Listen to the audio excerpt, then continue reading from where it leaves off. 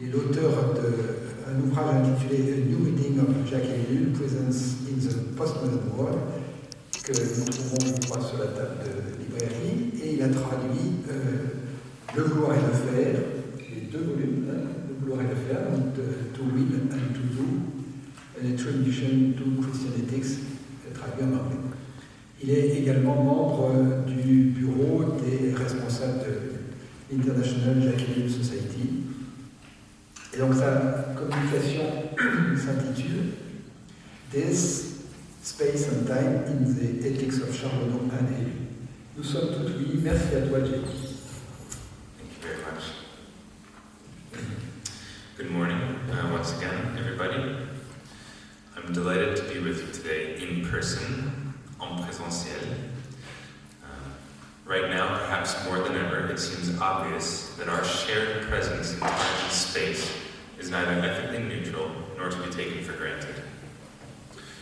In proper homage to Ellul and Charbonneau's manner of conceiving freedom, if necessity instigates us as organizers to supplement our presence here today with an online portion of this conference, a virtual, asynchronous, and placeless gathering, our incarnate presence here today, in the flesh, despite the difficulties and challenges posed by a global pandemic, might count as a testament to our freedom.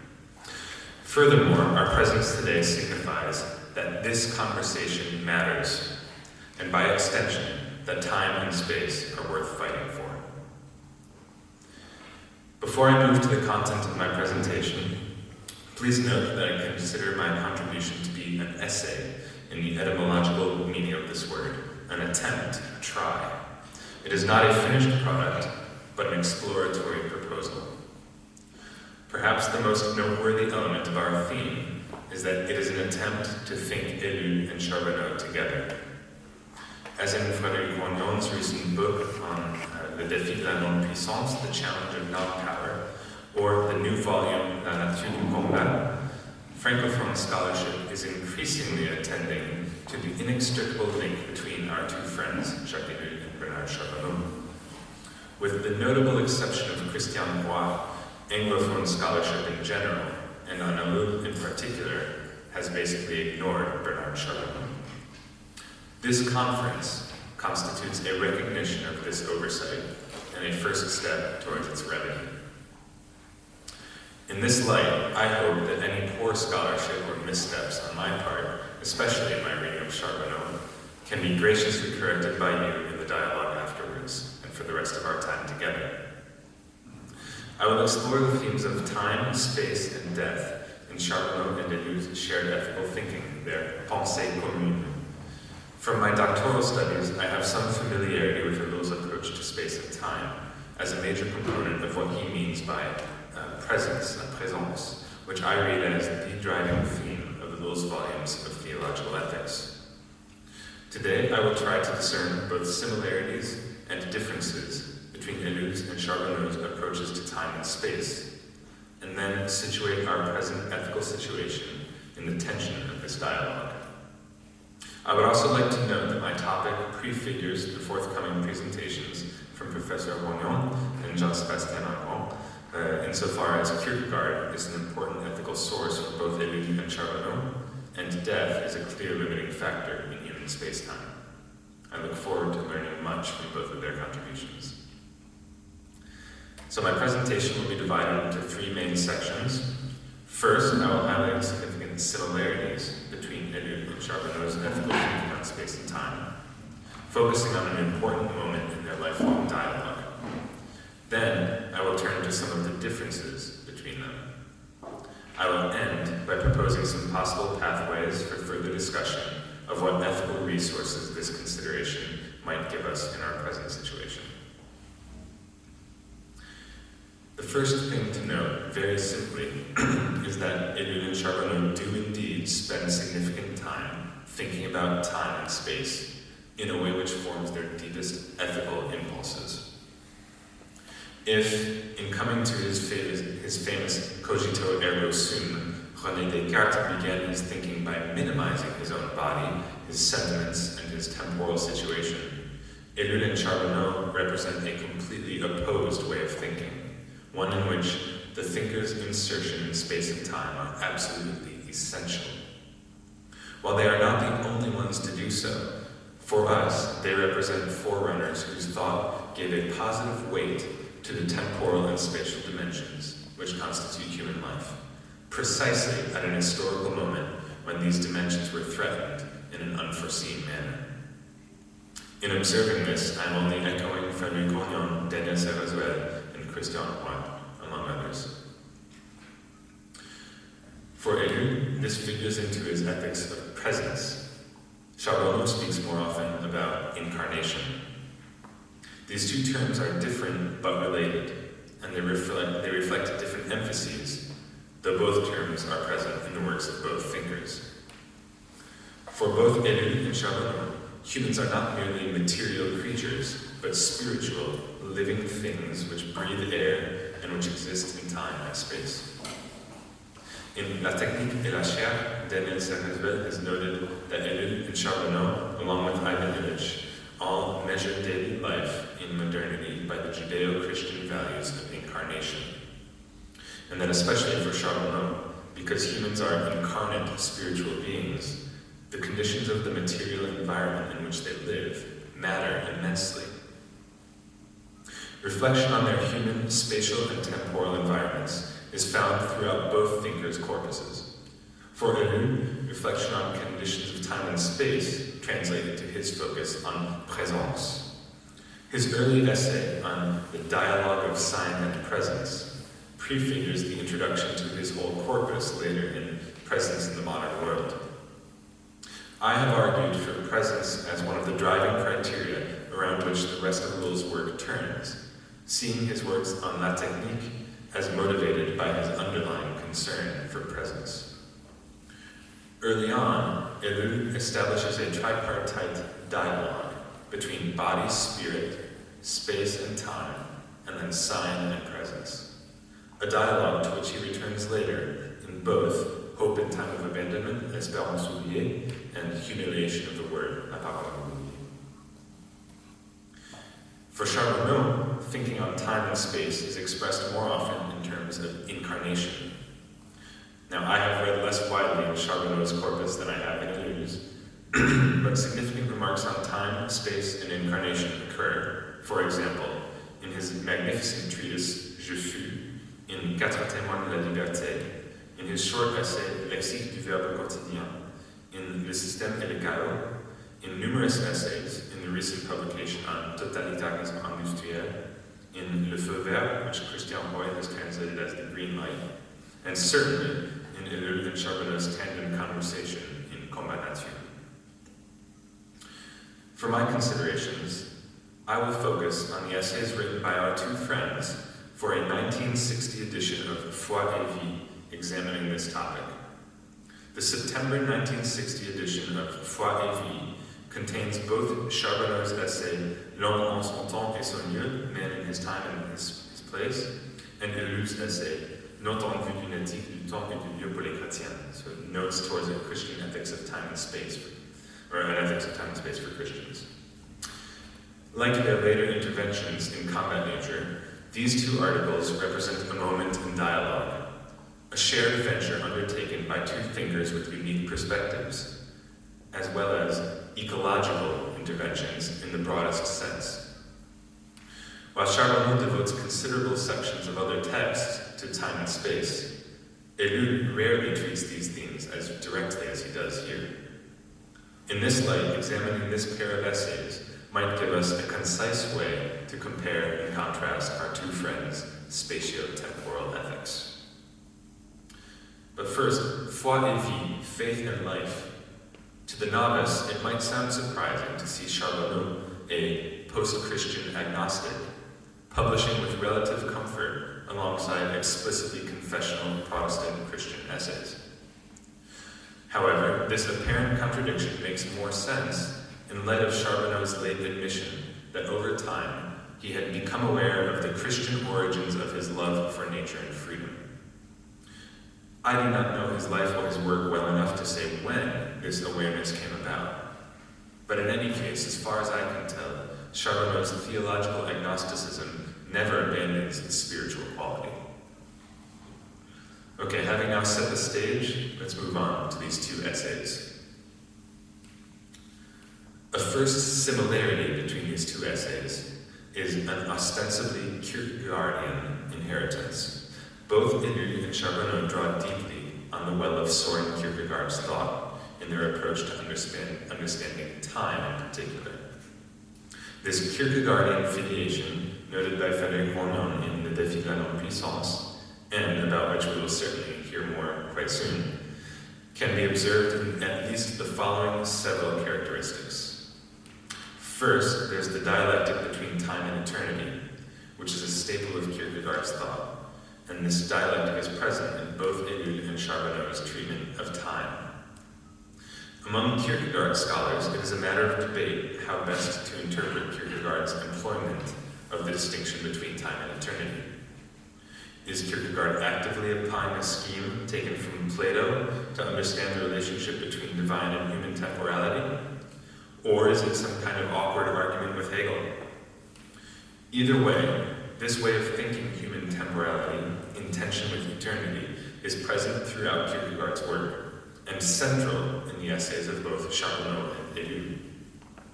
For both friends, however, eternity is not a metaphysical postulate, but an existential reality. Second, for Kierkegaard, Ellul, and Charbonneau, the limits of time and space are not to be fled from, nor dominated in an expression of power, but confronted, taken seriously, accepted, and inhabited. For Kierkegaard, humans ought to accept the limitations which space and time constitute for their lives before God. In the closing lines of his book, The Sickness Unto Death, Kierkegaard writes, "In relating itself to itself, and in willing to be itself, the self rests transparently in the power that established it. This formula is the definition of faith."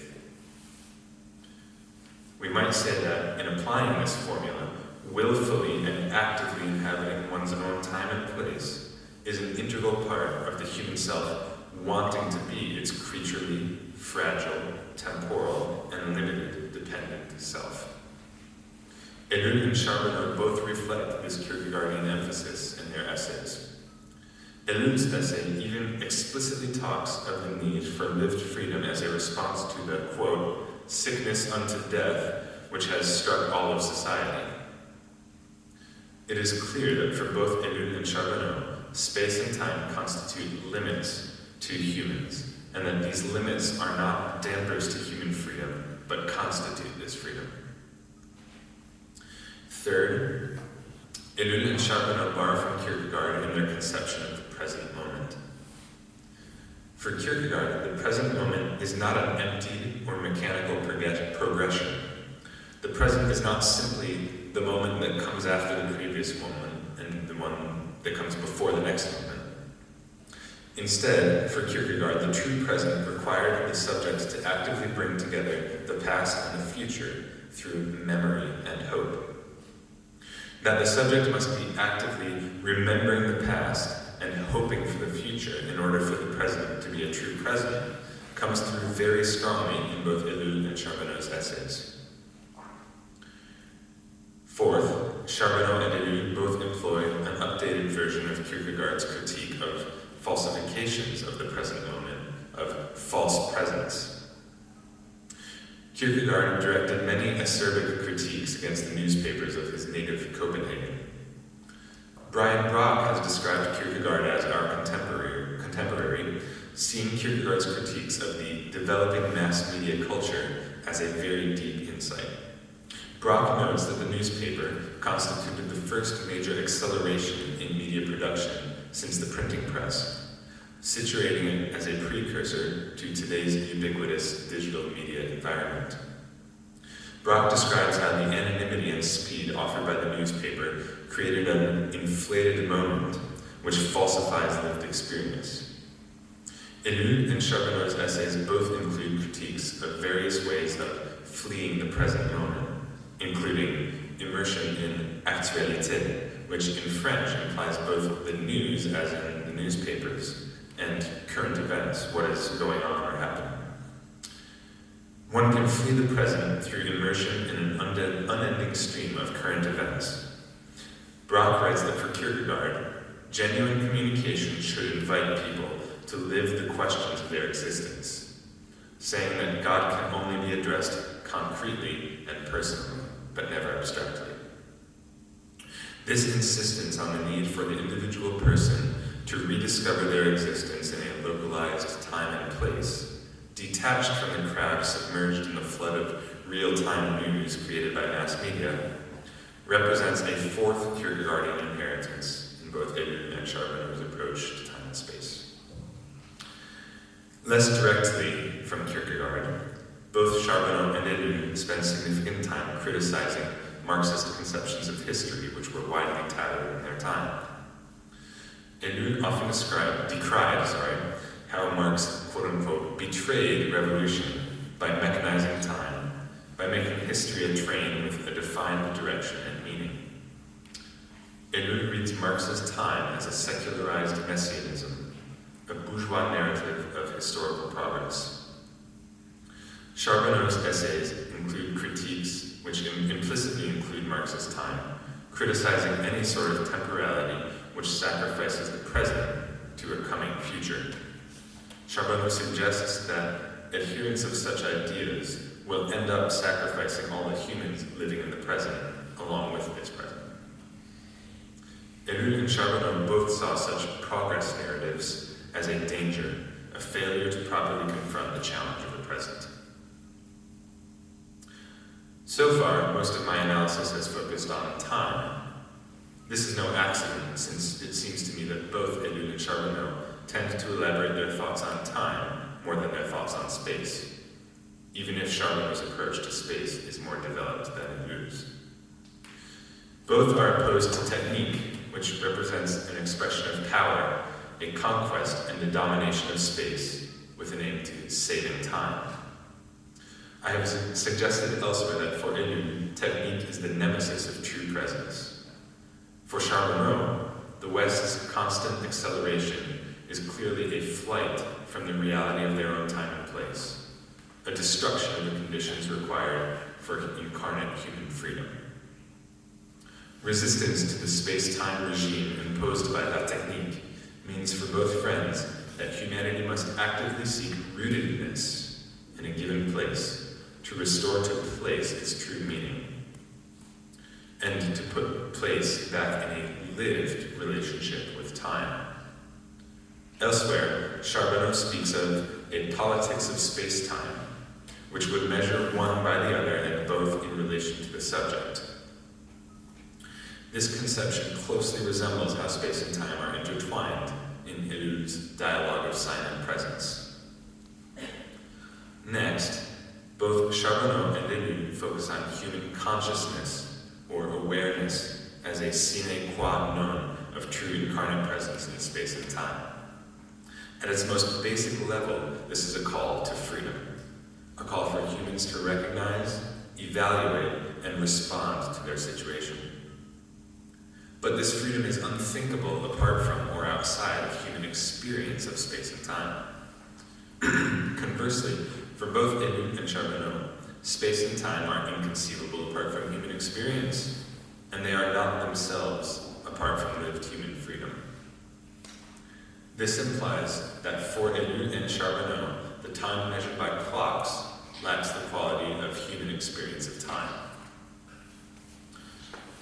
Lastly, both Charbonneau and Ellul draw on the biblical book of Ecclesiastes in their approach to time. Now, this is no surprise for Ellul, who writes a commentary on Ecclesiastes as the thematic last word of his authorship, saying that he had been reading Ecclesiastes carefully and regularly for over 50 years. In Charbonneau's book, Je fus, the desire for eternity, mentioned in chapter 3, verse 11 of Ecclesiastes, becomes a central part of Charbonneau's explication of human freedom. In the essays I am discussing here, Charbonneau speaks of an incarnate volonté d'éternité, a will to eternity. With these 8 points, I have tried to sketch out the shared terrain in one element of our two friends' pensée commune, their shared thinking. With Kierkegaard in the background, our two friends jointly emphasized the need for recognizing time and space as the proper domain of human freedom. They agree that humanity must reject the space-time stranglehold promised by la technique, along with the incessant acceleration it entails, in order to clear the ground for rediscovering human time lived at the rhythm of creation in a definite place which definitely matters. The human will to eternity cannot lead to fleeing or crushing space or time, but to consciously inhabiting them and orienting them towards freedom and flourishing. Against this backdrop of their lifelong dialogue and significant agreement, I will now turn to the important differences in our two friends' approaches to space and time. Unsurprisingly, the most noteworthy difference, which englobes and underlies all others, relates to their difference in theological perspective. Ellul's confessional Protestant faith situates his ethics rather differently from the orientation offered by Charbonneau's post-Christian agnosticism. Charbonneau recognizes the Christian origins of his love for freedom, which allows him at times to use distinctly Christian language. For example, when he speaks of the call of Christ, or God illuminating the shadows in connection with the individual's awakening, a theme which reappears in Je fus, or when he writes that, quote, memory is indispensable for the constitution of the person and the upkeep of the man created by God. Or again, one can hear the theological undertones in this essay's final lines, which gesture towards the nostalgia of another kingdom where the tiniest speck of dust and the humblest second will be gathered in the triumph of an infinite love. That time, the idea that time has a created origin and needs orientation, already places Charbonneau on theological footing, which actively pushes against modern and contemporary conceptions of time. Charbonneau's theology might be seen as a sort of negative theology, in which God or gods are something beyond, above human limits, but which are known as a necessary origin or consequence of human freedom, rather than as something apart from human freedom. This means that the beating heart and the active subject in Charbonneau's philosophical and literary exploration of space and time is not God, but the individual human. Charbonneau can thus write, quote, a humanity without memory, who would renounce imposing their mark on the future, would refuse their destiny, which is to accomplish man. Excuse me. In contrast to the strongly anthropological orientation of Charbonneau's space-time, Ellul's space-time is more explicitly theologically oriented. The creaturely nature of space and time makes them dependent on God and submitted to human care, like the rest of creation. God is the active subject, both in the past, through Christ's incarnation, crucifixion, and resurrection, in the future, through the coming eschaton, the approaching kingdom of God, and even in the present. It is because of God's faithfulness that the present moment is not cut off from the past. And if Ellul shares Charbonneau's emphasis on human freedom, he situates it differently. Despite their apparent similarity, it is as if the two friends read God and freedom in opposite directions. While Charbonneau writes in Je fus that, quote, God himself is freedom, Ellul says, quote, there is no true and ultimate freedom except that of God himself. For Ellul, the Christian present is ultimately God's decision to bring eternity and totality into the fallen creation. The present is the only place where we can encounter God. If Ellul sees the present as the time and place where the individual can meet God, it would be difficult to imagine Ellul saying, as Charbonneau does in Quatre témoins de la liberté, quote, present, whether to God or to the void, it matters very little. In French, it's présent, à Dieu ou au néant, peu importe. The present moment exists purely in God's patience, and the present place is the point of insertion of the presently active kingdom of heaven, drawing on language from the Gospel of Matthew. So this theological difference allows us to discern a further difference in their use of their common Kierkegaardian heritage. So if we noted that both of them structure their analyses around Kierkegaard's dialectics of time and eternity, what eternity means is not necessarily the same thing. In fact, neither Charbonneau nor Ellul's use of eternity seems to correspond to Kierkegaard's. All three differ.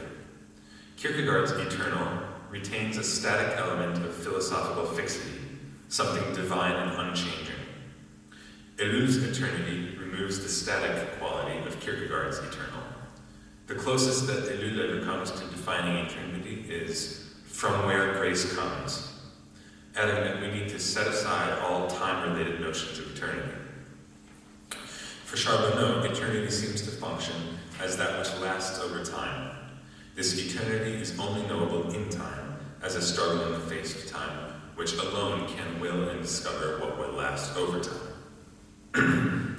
Consequentially, our two friends also differ in their approach, in their use of Kierkegaard's memory and hope as constitutive of the present. For Ellul, memory is essentially faithfulness to God's past act, and hope is hope in the eschatological future of God's promise, of hope in the resurrection. For Charbonneau, the faithfulness of memory is faithfulness to oneself.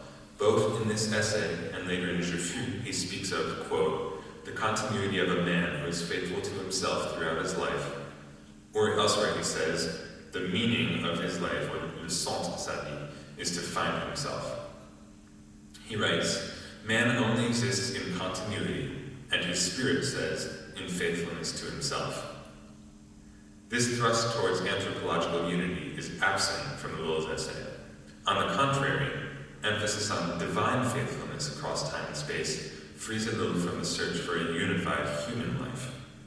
In stark contrast with Charbonneau, Ellul writes, quote, for this man situated in the hic et nunc, the continuity of time no longer depends on his own continuity.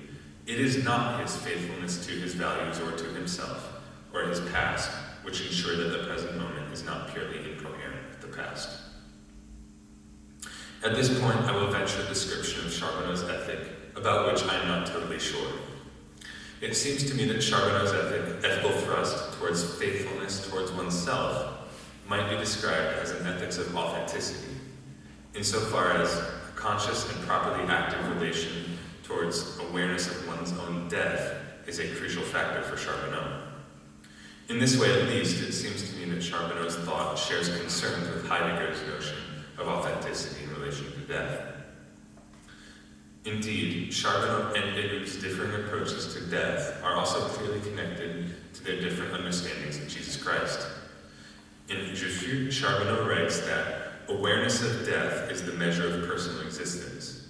For Charbonneau, Jesus is the sublimation of death in the person of a God-man who conquers it. Death, which is, quote, never natural, must be accepted as final, an acceptance which is the supreme act of freedom.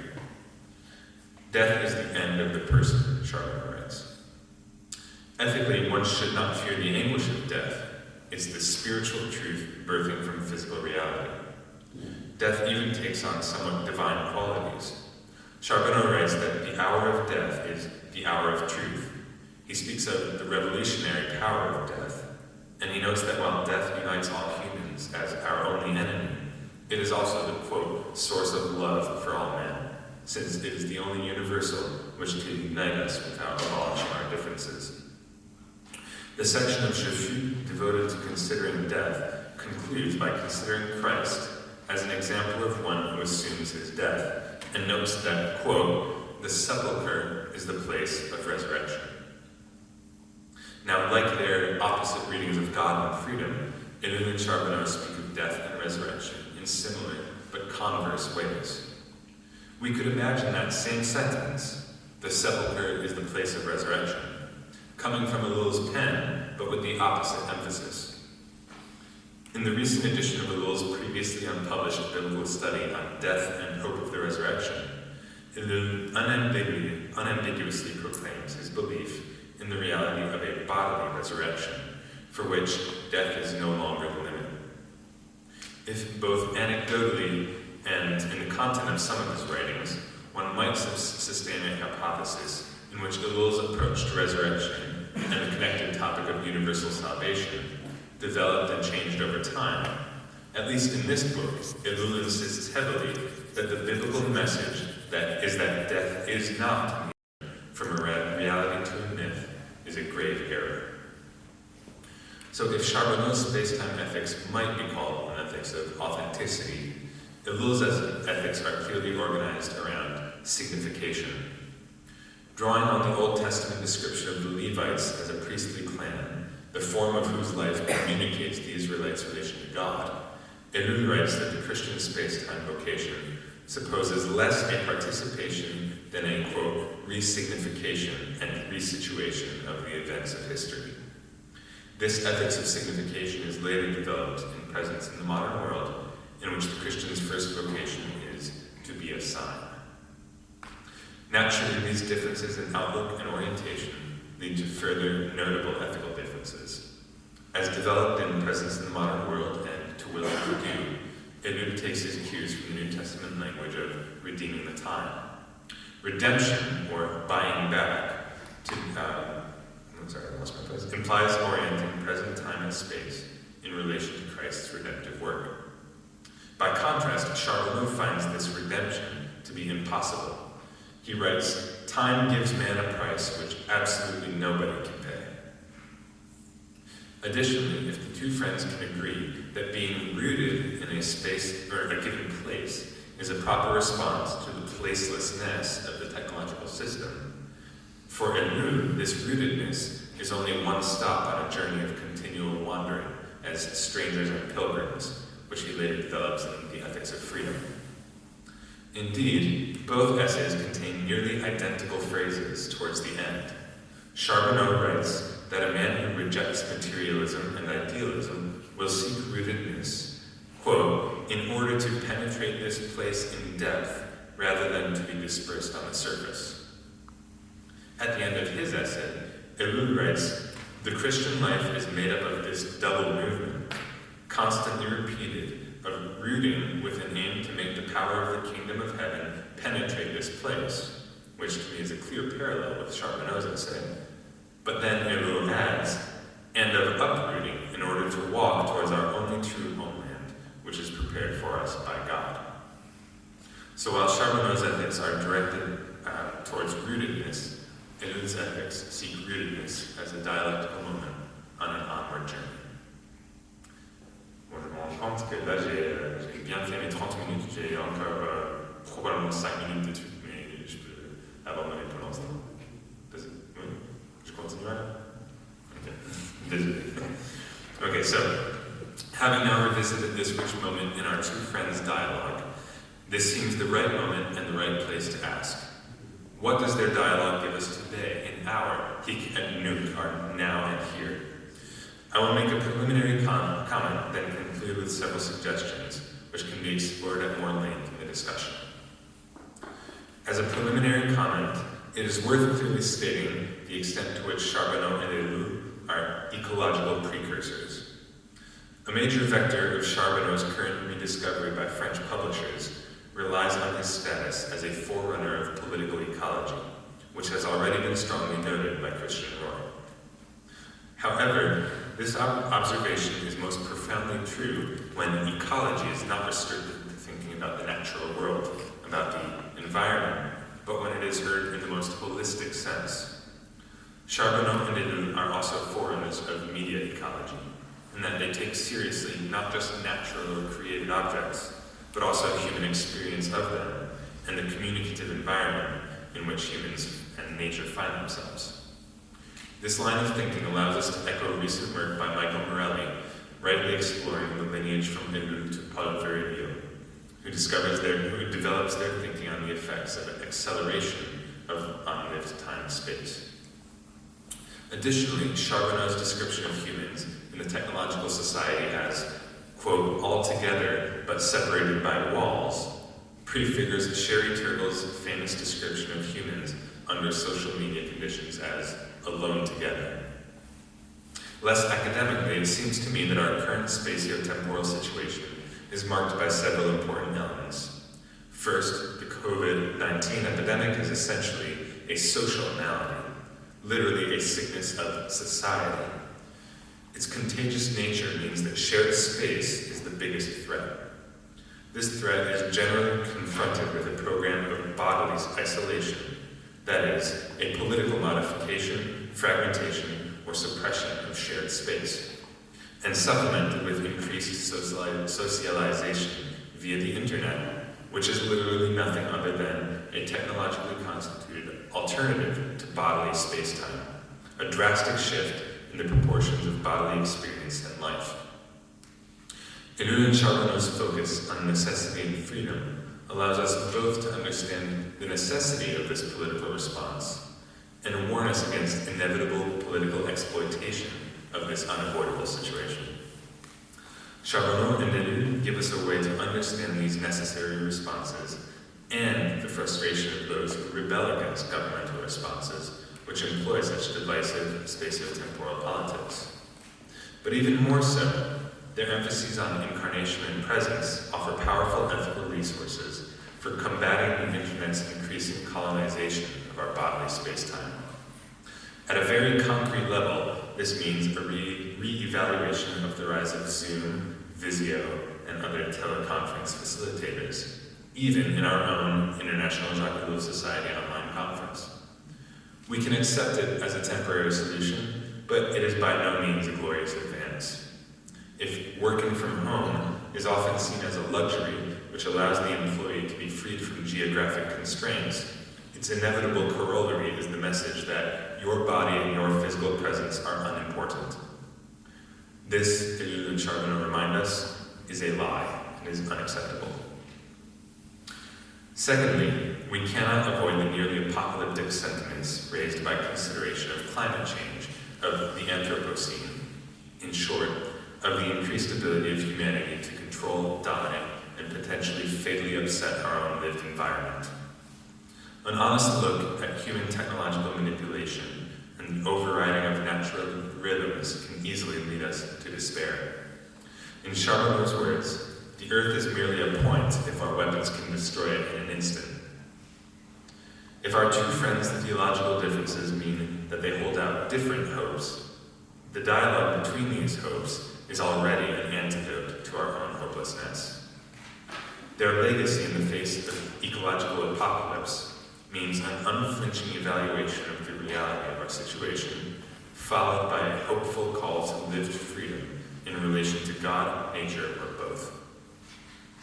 They might be seen as a contemporary version of the psalmist's words, "God is our refuge and strength, a very present help in trouble. Therefore we will not fear, though the earth should change, though the mountains shake in the heart of the sea." If the Anthropocene is new, the idea of the end of the world is not. But to again cite Paul Virilio, the end of the world is an idea without a future. Finally, and concluding, this return to the question of theology lets me highlight what I think is one of the most urgent legacies of our two friends, and that is their commitment to lifelong dialogue, to unity in difference, and not despite it, which is an element sorely absent from much of modern life. To quote Ellul in The Political Illusion, "The common measure of what we have to say to ourselves, and which renders communication possible, of what we have to live in common, and which renders the communal work of differentiation possible, is always to be rediscovered, ceaselessly recreated, because it is lost so quickly, either in generalization, humanity, science, etc., or in banalization. This exhausting quest for the common measure in differentiation is the very mark of man." End quote.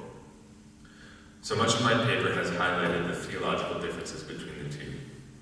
The questions raised by theology take on a new urgency in this apocalyptic situation.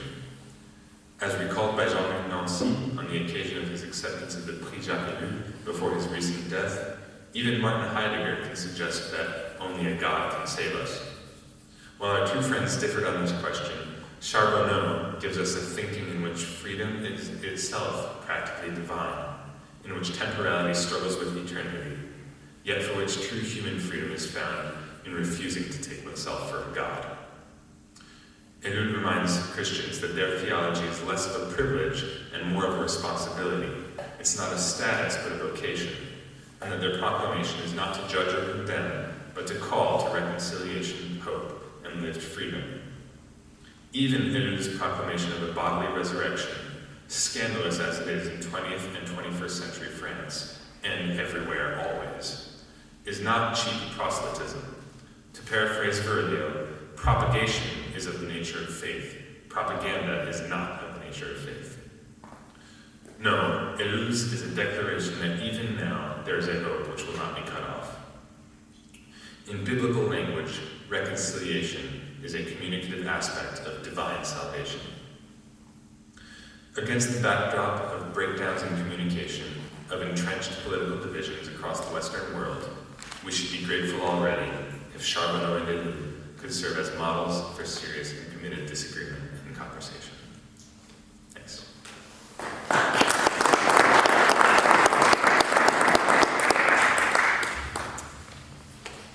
Un grand merci à toi, Jay, pour cette communication. Merci d'avoir fait droit à la fois à l'écart et à la proximité des deux amis, Bernard Charbonneau et Jacques Ellul, autour de cette notion d'éthique de la présence.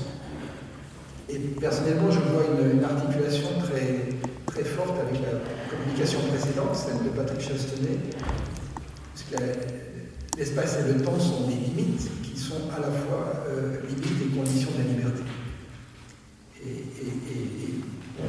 Et limites d'incarnation et de conditions de la liberté. Merci, un grand merci. Donc, comme dit tout à l'heure, on aura un débat après la troisième communication.